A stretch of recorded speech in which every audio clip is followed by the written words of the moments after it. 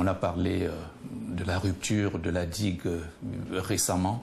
Comment vous faites face à ce type de problème et comment se présentent les obstacles que vous devez surmonter d'une manière générale? Je ne sais pas trop s'il faut parler d'obstacles. Je préfère le terme contrainte. Effectivement, nous faisons face à un certain nombre de contraintes. Je peux citer les lenteurs administratives que nous connaissons. Je peux citer la difficulté de disposer à côté du site d'un certain nombre d'infrastructures, par exemple les carrières. Un port, ça consomme beaucoup d'enrochement. Vous imaginez ici, on doit aller chercher à une certaine distance. Ça constitue une contrainte. Je peux citer les contraintes d'ordre météorologique et océanographique, genre les vents, et même climatologiques, comme la saison des pluies, les grandes pluies, et ainsi de suite. Et justement, j'en viens à la rupture de la digue. Vous me permettrez de m'attarder sur ce point qui défraie la chronique, pour dire que la construction d'une digue commence par le noyau, ce qu'on appelle le noyau de la digue. C'est une amenée d'enrochement qu'on entasse tout le long en allant à l'intérieur de la mer. Cette construction se poursuit par la protection de cette digue, qui elle-même se fait en deux phases. Il y a ce que les techniciens appellent une surcouche filtrante. Je m'excuse, mais il s'agit de gros enrochements de 400 kg environ là, qui sont posés de part et d'autre de la digue selon une certaine pente. Vous comprenez qu'ils permettent déjà d'amortir des vagues violentes éventuelles. Deuxième protection, c'est la pose des acropodes. Les Chinois appellent ça des Chinese pods.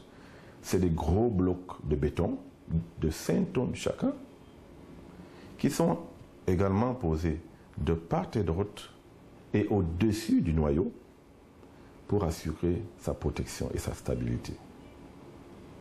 Alors, tant que cette protection-là n'est pas encore en place, le noyau est susceptible d'être endommagé si les conditions météorologiques sont défavorables. C'est ce qui s'est passé dans la nuit du 1er au 2 juillet 2012. Tout simplement parce que les équipements que l'entreprise chinoise doit utiliser pour poser ces Chinese pods qui étaient déjà fabriqués, ces équipements venaient à peine d'arriver sur le site et étaient donc en train d'être montés quand l'incident est parvenu. Mais je voudrais rassurer nos téléspectateurs que la situation est en train d'être rattrapée. Ces équipements sont montés, les Chinese pods sont posés progressivement et la construction de la digue évolue sereinement. Donc, pas de problème. On peut penser que la digue, elle sera, disons, de manière satisfaisante en place à quel moment? Effectivement, dans notre chronogramme, la digue de protection doit être livrée 9 mois avant l'ensemble des ouvrages.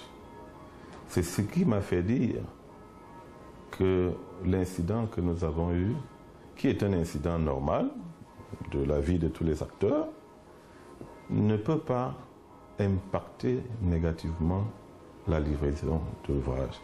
Si on a 2 semaines ou 3 de décalage sur la construction de la digue, cette digue même étant devant elle-même être livrée 9 mois avant, comprenez que ça ne nous inquiète pas outre mesure. Combien coûte ce grand projet à notre pays? Quels sont les partenaires? En d'autres termes, comment se présente le financement? Je suis obligé de parler d'abord du coût du complexe industriel-portuaire avant d'en venir à la première phase. Pour dire que une estimation approximative faite par l'entreprise Royal Asconi, qui a exécuté le schéma directeur d'aménagement général, et elle fixe ce coût-là à 6 500 milliards. De francs CFA. De francs CFA. 6 500 milliards de francs CFA. Je précise ici que le régime qui a été adopté pour la réalisation de ce projet, c'est le régime de partenariat public-privé qui permet de recourir à des financements des privés nationaux et internationaux. Alors, pour revenir à la première phase, elle va coûter 285 milliards qui sont financés pour 15% par le gouvernement du Cameroun et pour 85% par le gouvernement de la République du Chine à travers un prêt d'Exim Bank.